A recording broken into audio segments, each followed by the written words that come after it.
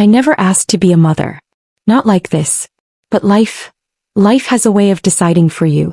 My name is Lauren Cassidy, and the day my sister dumped her sick child on my couch, my life changed forever. It was a Wednesday. Typical Seattle gray, bone-chilling cold that seeps into your bones and refuses to leave. I was reheating leftover soup, trying to pretend I had a normal night when the buzzer rang. I didn't even flinch. I knew it was her. Vanessa, my younger sister. I buzzed her in without a word. The door slammed open and there she was, balancing a purse too small to matter and dragging a suitcase that wasn't zipped. Perched atop it, arms limp, was Danny, my 10-year-old nephew. His lips were pale, his eyes tired. "You're early," I muttered, glancing at the clock. "I told you I had a call until 7. "I'm meeting someone," she said, breezing past me.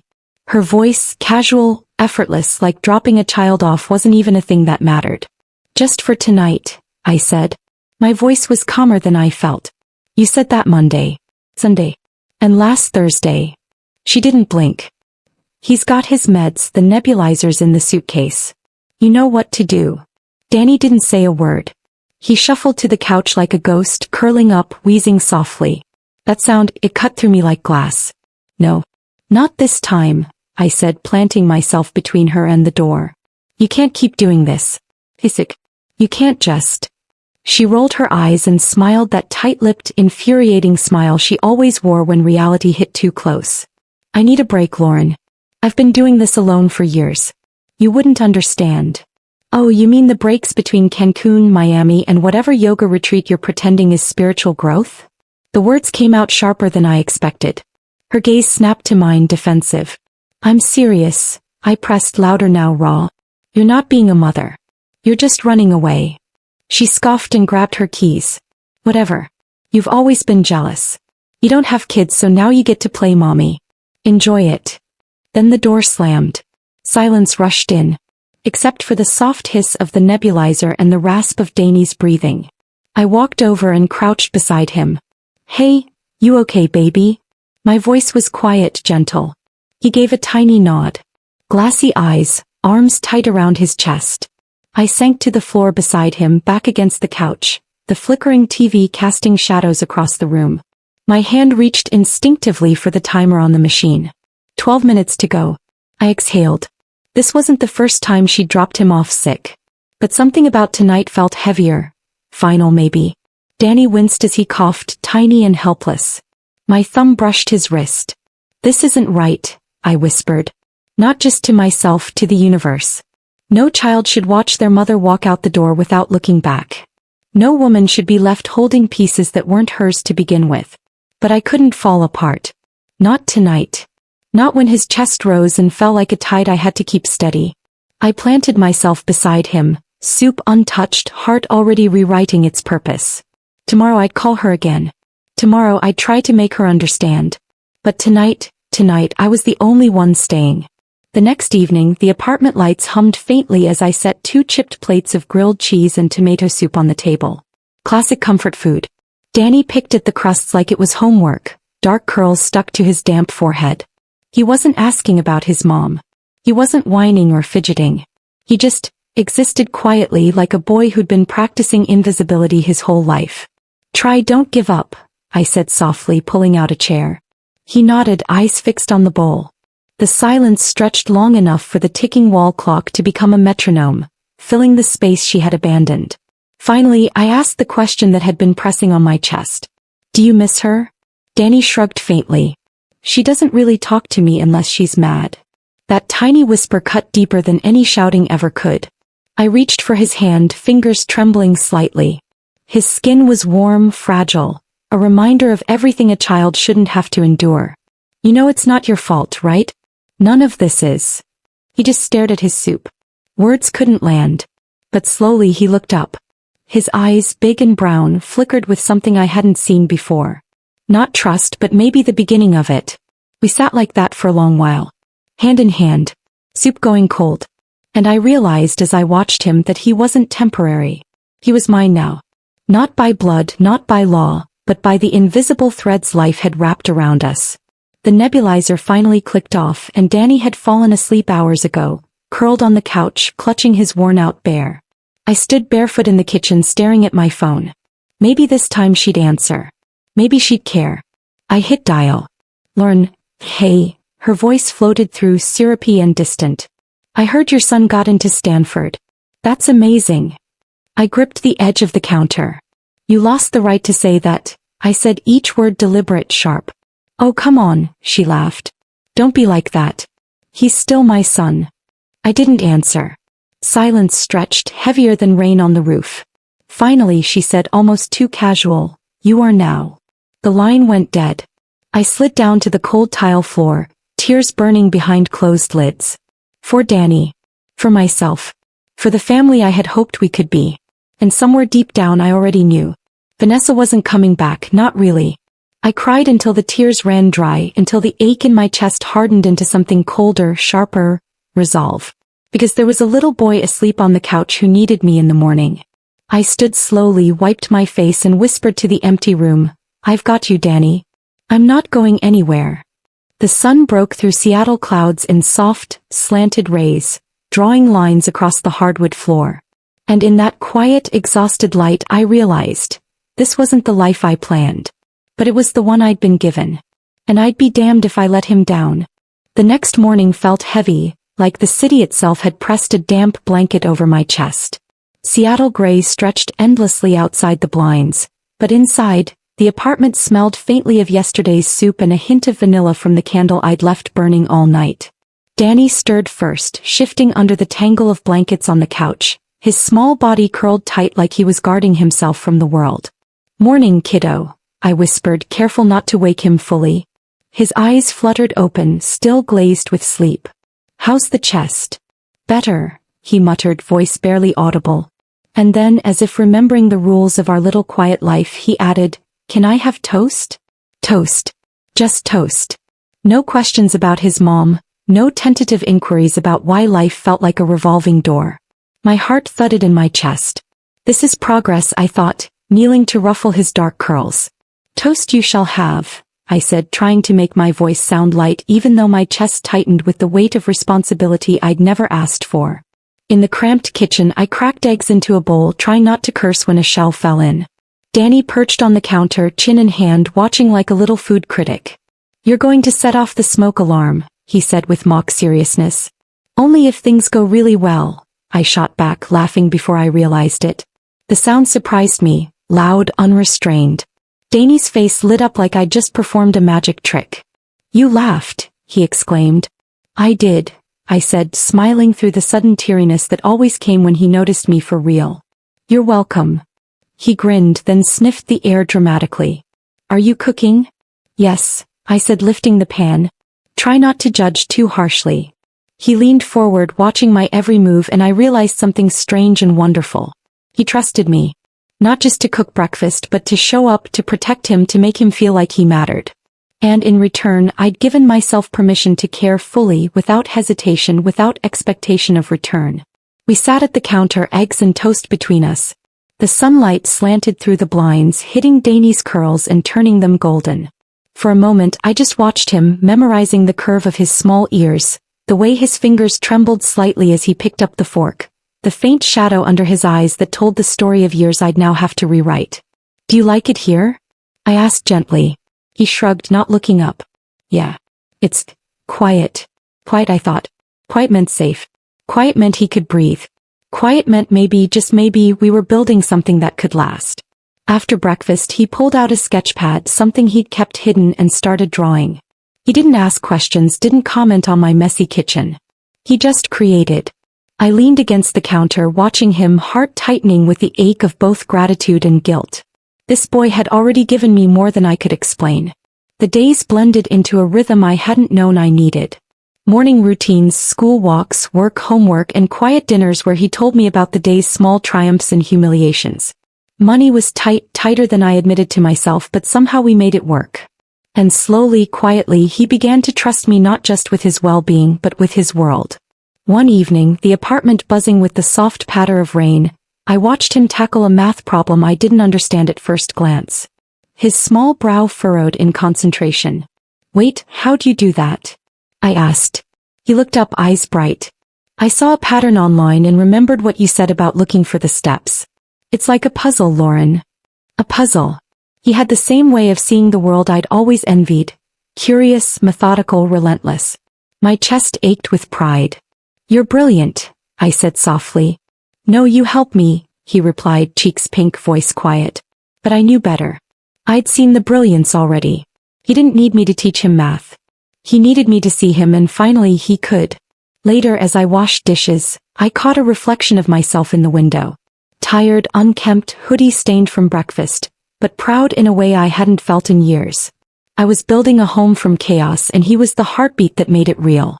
Even as exhaustion crept into my bones, I felt something shift inside me. Not despair, not rage, but resolve. This boy, this unexpected, beautiful responsibility had anchored me. And I had anchored him. Together, maybe we could survive, and maybe even thrive. As night fell and Danny finally drifted off under the warmth of the blankets, I stood by the window watching the rain drum softly against the glass. This is it, I thought. I'm not just filling in. I'm staying. And I won't leave him, not like she did. The week that followed was different. Not easier, not simpler, but different. There was a rhythm now, fragile and new, between Danny and me. I felt it in the way he'd glance at me before speaking, in the tiny sighs of relief when I was home on time from work, in the moments when he'd laugh, a sound so rare and delicate it felt like treasure. One Thursday afternoon I had an appointment with his doctor. I'd been nervous about it all day, nerves gnawing at my stomach like little teeth. Danny sat on the edge of the exam table, his small hands twisting together, eyes scanning the sterile room as if it held hidden monsters. Ready, kiddo? I asked softly, sliding onto the chair beside him. He shrugged, shoulders tight. Do I have to go in? Yes, I said, squeezing his hand. I promise it won't hurt. We just need to see how strong you're getting. The doctor, a kind, middle-aged man with gentle eyes, smiled at him. Hi, Danny. We're going to check your chest and lungs today. Nothing scary, I promise. Danny nodded, still stiff, but his trust in me held him in place. I stayed by his side, whispering reminders about deep breaths, holding his wrist when his grip tightened on mine. When the stethoscope touched his chest, he flinched slightly. I whispered, almost done, I'm right here. And for a moment I saw the fear his mom had left behind. The fear of being abandoned, the fear of pain. But he looked at me and I held his gaze, silently promising I wouldn't ever let him face it alone. The results came back better than I expected. Not perfect, but improving steadily. The doctor raised an eyebrow. You're doing a lot right here, Lauren. This kid, he's resilient, but it's because of you. Keep showing up. I left the office with a mix of relief and exhaustion so deep it sank into my bones. Danny walked beside me, his backpack swinging, the first real spring in his step I'd seen since he arrived. See, I said softly. You're stronger than you think. He grinned faintly. You think I'm strong? I know you are, I corrected gently. And every day you're proving it. That evening the apartment was quiet. I was cooking again and Danny had curled up on the couch with a book. He glanced up at me, eyes reflecting a mixture of admiration and tentative comfort. Can I help? Sure, I said, smiling, handing him a cutting board. He chopped vegetables with surprising care, concentrating as if his life depended on it. And maybe it did, in a way it did. Because the life we were building together was fragile and new, and every small act mattered. Later we ate in silence, a comfortable one, punctuated only by the sound of rain tapping against the window. I watched him carefully, noticing the subtle changes, the slight glow in his cheeks, the way he leaned back in the chair without tension, the way he laughed at a joke I didn't even realize I'd made. You know, he said suddenly mid-bite, I used to think no one would care if I disappeared. My heart stopped. I reached over and took his hand in mine. Danny, you're wrong. You matter. To me. To this world. You're not invisible. And I'll make sure no one ever makes you feel that way again. His eyes shimmered, and for the first time, I saw him let go of some of the weight he'd been carrying. He squeezed my hand back, small but fierce, and whispered, thanks.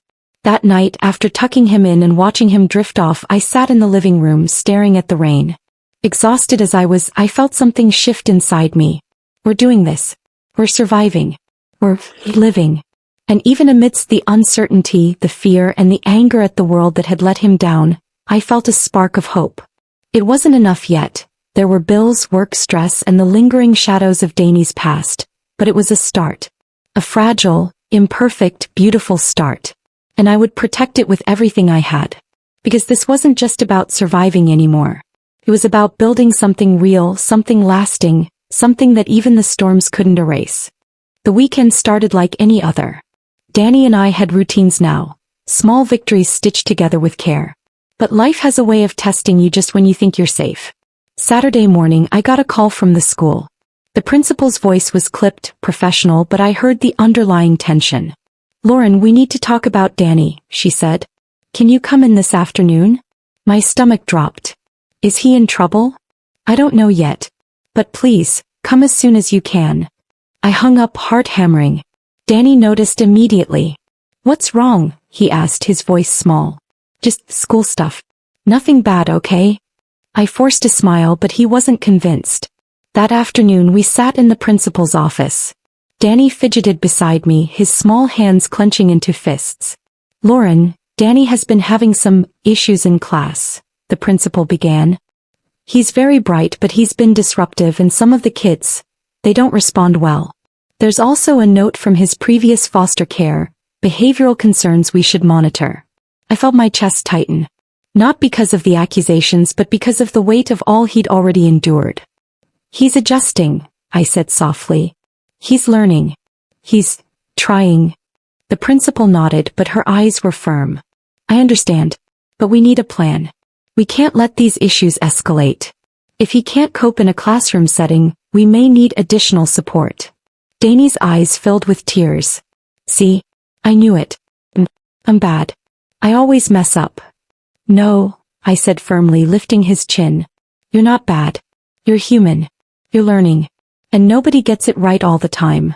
I left the office with him clinging to my hand, his small body shaking. At home, I sat him on the couch and we just held each other in silence. Words weren't enough. Not yet. The next week was a storm. I spent hours after work on phone calls. Therapists, school counselors, after-school programs. Danny tested boundaries constantly, lashing out when he felt frustrated or powerless.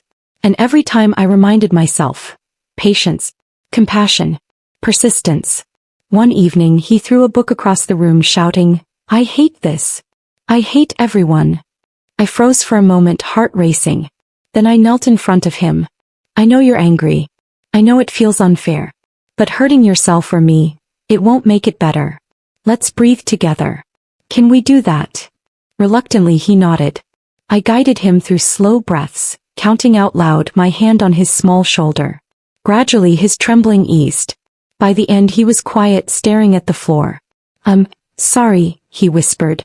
"You don't have to apologize for feeling," I said. "It's okay to be angry. It's okay to be scared. I just want you safe." That night I sat by his bed after tucking him in. He whispered, "Will it always be this hard?" I paused, searching for the right words. Life can be hard. But it's also full of people who care, of little victories in moments like this. And we're going to face it together. Every step. He snuggled closer, and for a long while neither of us spoke. Just two people, scarred and cautious, learning to trust that the world could be gentler. The next morning something changed. Danny woke up early, dressed neatly, and helped me prepare breakfast without being asked. At school he sat quietly, focused, and returned home with a small smile. It wasn't perfect. Far from it. But it was progress. A step forward after a week that had threatened to break us both. And in that step I saw resilience. I saw courage. I saw hope. That evening, as we watched the sunset from the window, Danny leaned against me. "You know," he said softly, "I think I'm starting to feel like I belong somewhere." My chest tightened with emotion. "You do, Danny. You belong. And I'm not going anywhere." The storm wasn't over. There would be more school meetings, more emotional outbursts, more nights of uncertainty. But we had survived the first real test together. And in that survival we found strength neither of us knew we had. Because sometimes, love isn't about grand gestures. It's about showing up. Over and over. Through tantrums, tears, and fear. Showing up and saying, "I'm here. You're safe. You matter." And that night, as Danny finally slept, I let myself believe just for a moment that maybe, just maybe, we were going to make it. Life had started to feel possible. But just when you think you've gained ground, life reminds you it isn't done testing you. It was Thursday evening. I had just finished dinner with Danny, the house quiet except for the hum of the heater. Then my phone rang, a number I didn't recognize. Hello.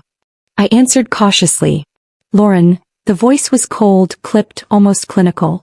This is from Child Protective Services. We need to come by tonight. It's urgent. My heart froze. Urgent? About Danny? Yes. Please don't delay. I hung up, panic clawing at me. I looked at Danny, who was drawing quietly at the kitchen table. He noticed my tension immediately. What's wrong? His voice was small, wary. I need to step out for a bit. Just for a little while. Everything's okay, I said, forcing a calm I didn't feel. Within the hour, 2 social workers arrived. They didn't come with smiles or kindness. Their eyes were heavy with judgment, their tone clipped. Lauren, we've had reports regarding Danny's behavior, one said. And we need to assess his safety. I felt my chest tighten. He's safe. He's learning. You can talk to his teachers, his therapist, he's not in danger. One of them shook her head. We still need to take him for an evaluation. Standard procedure. Danny's eyes went wide. What do you mean? Take me away. No, I said, dropping to my knees to look him in the eye. Not if I can help it. We'll figure this out together. You're not going anywhere. But the social workers moved closer. One reached for his hand. Stop. I shouted. He's not going with you like this. You'll traumatize him. Danny flinched, tears streaking his cheeks. Mom, don't let them. I took a deep breath, channeling every ounce of the protective energy I'd built over months. You're not taking him. Not tonight. Not ever. Not without my fight. The room tensed. I saw their professionalism waver for a split second. They weren't used to someone standing this firmly. I've fostered him for months, I continued, voice steady. I've taken care of his fears, his nightmares, his anger. He's safe. He's loved. He is mine to protect. The social worker hesitated. She looked at her colleague, then back at me. Something in my tone, my determination, made her pause. Lauren, we'll need documentation, support, a plan, she said finally. But we're not taking him tonight. Relief hit me like a wave, but my body didn't relax yet. I gathered Danny into my arms. He cried and I held him tight, whispering over and over, You're safe. I've got you. I promise. Later that night, after the social workers left and the door clicked shut, Danny curled up beside me. I stroked his hair, exhausted and drained, yet overwhelmed with emotion. Mom, will they come back? He whispered. They might. But we'll be ready. We've faced worse, haven't we? He nodded slowly. Yeah. I guess we have. We sat in silence, letting the tension melt into quiet trust. Months of struggle, pain, fear, and love had led to this moment. A victory not marked by grand celebrations, but by a fragile, hard-won sense of safety. I knew life wouldn't magically get easier. There would be more school meetings, more behavioral tests, more nights of fear. But something had shifted. We had proven something to ourselves. That love and persistence can stand even against the most intimidating forces. And as I watched Danny drift to sleep in my arms, I realized that the true victory wasn't just protecting him. It was teaching him to trust, to hope, to believe that he could survive and thrive despite everything. That night I made a silent vow. No matter what came next, I would never let fear or bureaucracy define our lives. I would fight for him, for us, for every step forward we could claim together. Because sometimes the greatest battles aren't fought with fists or words. They're fought with presence, patience, and unwavering love. And tonight we had won that battle. The rain had stopped, leaving the world outside wet and shimmering, like the city itself had exhaled. I stood in the kitchen, the sunlight streaking across the hardwood floor, catching on the steam rising from 2 mismatched mugs of tea. Danny sat at the table, knees tucked up, scrolling through his phone with that quiet confidence he'd earned over the years. No tension. No fear. Just him. Alive. Whole. And somehow, despite everything, unbroken. I placed a plate in front of him, careful not to break the fragile rhythm of morning. Made eggs, I said softly. Not Monday eggs, the good kind. He looked up and grinned. You didn't burn them? I rolled my eyes, smiling. Don't start. There was a pause, a quiet that didn't feel heavy. Felt peaceful. The kind of calm that comes after surviving a storm and realizing the sun isn't just a rumor. I watched him pick up his fork and I realized in that small mundane act that we'd made it. Together. You know, he said between bites, I used to think it was weird how much you showed up. I froze mid-chew. Weird. Yeah, he shrugged, cheeks pink. I mean, most people just disappear when it's hard. You stayed. Even when Mom didn't. My throat tightened. I swallowed hard. I stayed because you mattered, Danny. You still do. He looked at me then, his big brown eyes steady. I know. Sweat. I wanted you to meet her here. I blinked, confused. Meet who? Her, he said, gesturing toward the living room. Nina. My heart thudded in a way that made me almost drop my tea. The girl I'd watched him grow fond of over the past months, the one he trusted enough to bring into our little life, was here. And he had brought her here intentionally. To the home we'd built together. I stood silently as she stepped forward, bouquet in hand, shy but radiant. The way she smiled at him, it wasn't just fondness, it was respect, trust. And I realized something, a truth that had been simmering quietly inside me for months. This wasn't just about Danny or me anymore. It was about the life we'd created, a life built on consistency, care, and love. He turned to her and added softly but firmly, I told you before I didn't have the easiest childhood. But someone showed up. Someone stayed. Someone loved me when it was hardest. My chest ached, full and sharp. I could feel the tears coming, but I held them back, letting him speak, letting him claim the truth of our story. I want you to meet the person who raised me, he said. I couldn't speak. My hand went to my mouth before the tears could escape. But he saw me anyway, his gaze steady, unwavering. I reached across the table, squeezed his hand, and he squeezed back, a silent acknowledgement of everything we had endured together. Later that evening the doorbell rang. 3 hard taps followed by a sharp chime. I knew before I even opened the door. Vanessa, my sister. Dripping wet, suitcase at her feet, that same too bright smile stretched across her face. Surprise, she said as if she hadn't spent years absent, as if she hadn't handed her son off like a package. I didn't move. The silence was mine, thick and final. She stepped forward anyway, expecting the story to bend back toward her. But it didn't. Danny came down the stairs, taller now, shoulders squared. His eyes didn't flicker toward her. They were fixed on me. My heart swelled. She froze. Danny, she breathed. Baby, look at you. He didn't flinch, didn't smile. You're not a guest here, he said softly, voice flat, steady. Her mouth opened but no sound came out. The realization hit her like ice water. For the first time she understood what it meant to have lost a life she'd never bothered to truly live. You had a choice, Danny continued. You made it. And now I'm making mine. Vanessa staggered back, mascara streaked, voice trembling. I thought maybe I could fix things. He didn't reply. She turned, grabbed her suitcase and stepped back into the rain. She didn't look back. She couldn't. And for the first time the weight of her absence didn't ache. I closed the door behind her and leaned against it, letting the quiet wash over me. The sunlight caught on the steam rising from the tea, warm and comforting. Danny came over and sat beside me, small hand in mine. You okay? He asked. I looked at him, strong, kind, whole, and whispered, I am now. That night, curled up on the couch with a blanket over my lap, I finally let myself breathe. We weren't just surviving anymore. We were living. We had built something real, unshakable. And the ghosts of the past? They had no power here. Because love, I realized, isn't about who gives birth to you. It's about who stays. And we had stayed. Together.